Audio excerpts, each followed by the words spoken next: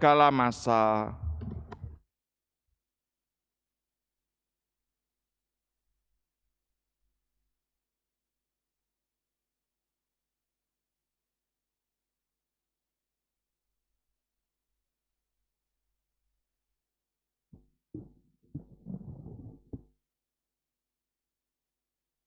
Bacaan dari kitab Yesaya. Pada masa itu, nyanyian ini akan dinyanyikan di tanah Yehuda. Kita mempunyai kota yang kuat. Tuhan telah memasang tembok dan benteng untuk keselamatan kita. Bukalah pintu-pintu gerbangnya, agar masuklah bangsa yang benar dan yang tetap setia.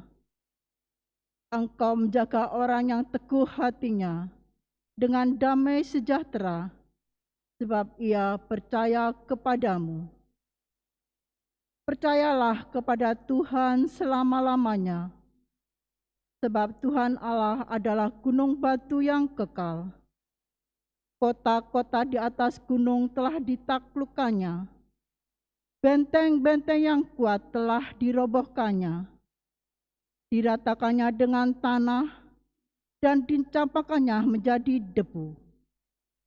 Kaki orang-orang sengsara dan telapak orang-orang lemah akan menginjak-injaknya.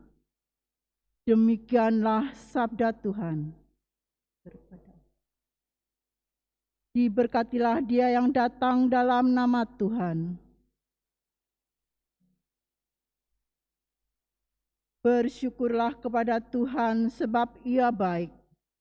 Kekal abadi kasih setianya. Lebih baik berlindung pada Tuhan daripada percaya kepada insan. Lebih baik berlindung pada Tuhan daripada percaya kepada para bangsawan.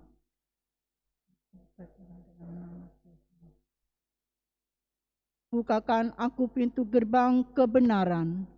Aku hendak masuk ke dalamnya, hendak mengucap syukur kepada Tuhan. Inilah pintu gerbang Tuhan. Orang-orang benar akan masuk ke dalamnya. Aku bersyukur kepadamu, sebab Engkau telah menjawab aku dan telah menjadi keselamatanku.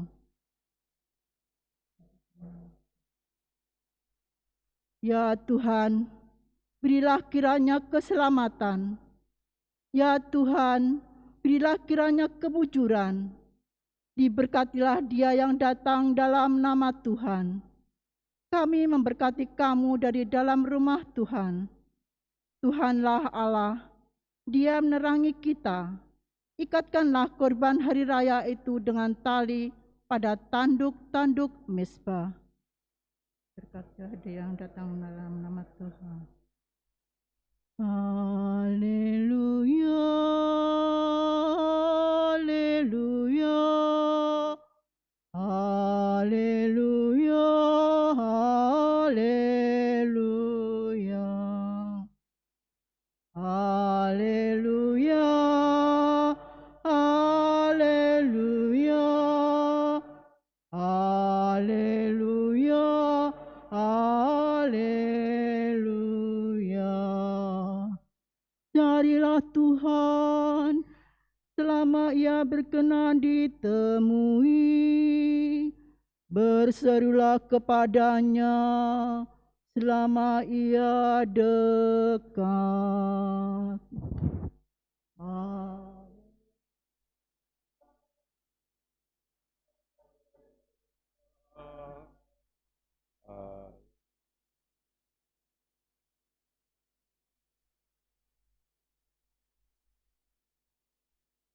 Tuhan bersamamu.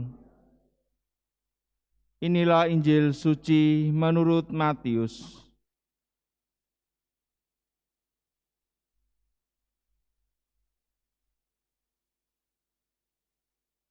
Pada suatu ketika, Yesus bersabda kepada murid-muridnya, "Bukan setiap orang yang berseru kepadaku, 'Tuhan, Tuhan,' akan masuk kerajaan surga, melainkan Dia yang melakukan kehendak Bapa-Ku di surga.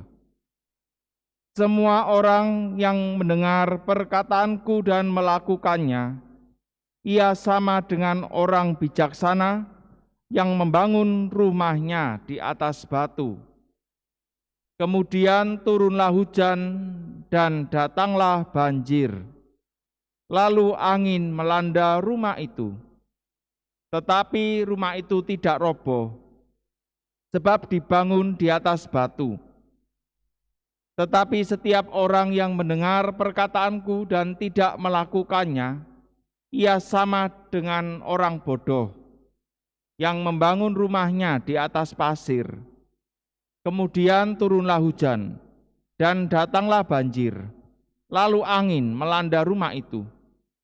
Maka robohlah rumah itu, dan hebatlah kerusakannya. Demikianlah sabda Tuhan.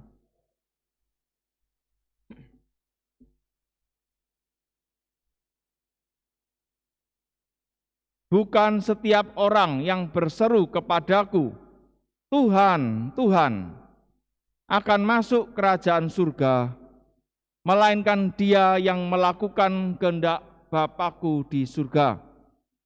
Saudara-saudari yang terkasih, dari sini kita bisa merenungkan bersama bahwa ternyata doa saja tidak cukup untuk membawa kita kepada keselamatan dan hidup kekal.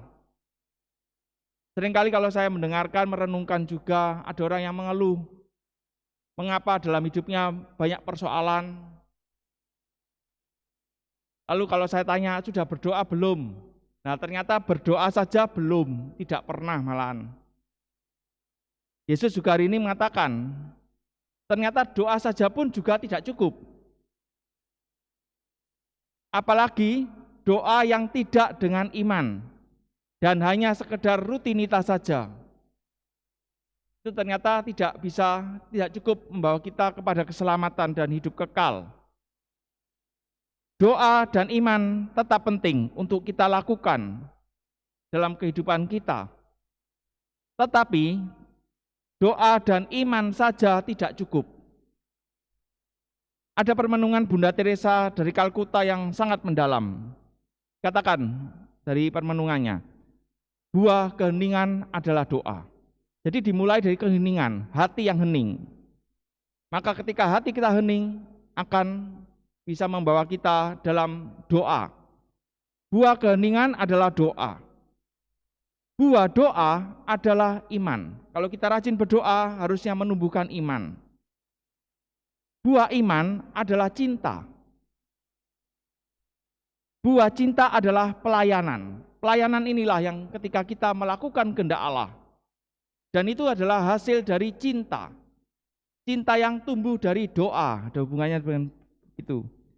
Dan katakan, buah pelayanan adalah damai, dan inilah berkat. Kalau memang kita merindukan berkat, mulailah dari keheningan hati. Hati yang hening akan membuat kita masuk dalam doa, benar-benar berdoa.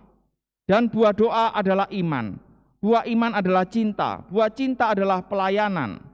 Buah pelayanan adalah damai. Saudara-saudari yang terkasih, doa-doa kita sendiri sebenarnya adalah untuk memuliakan Allah. Dan juga sekaligus sebagai bentuk kasih dan pelayanan kita kepada sesama. Kalau dia mengatakan, Romo, saya tidak punya apa-apa. Saya tidak bisa apa-apa untuk melayani Allah. Bisa, berdoa. Ketika kita berdoa bukan untuk ego kita sendiri, bukan untuk kepentingan kita sendiri, tetapi doa kita adalah untuk pelayanan, untuk mendoakan sesama kita. Dan buah dari doa itu sendirilah yang bagi kita akan menjadi berkat ketika kita juga melalui dari doa ini, kita bisa sungguh-sungguh melakukan apa yang menjadi kehendak Tuhan bagi kita. Yang pasti apa? Hasilkanlah buah-buah roh di dalam kehidupan kita. Hiduplah dalam kekudusan.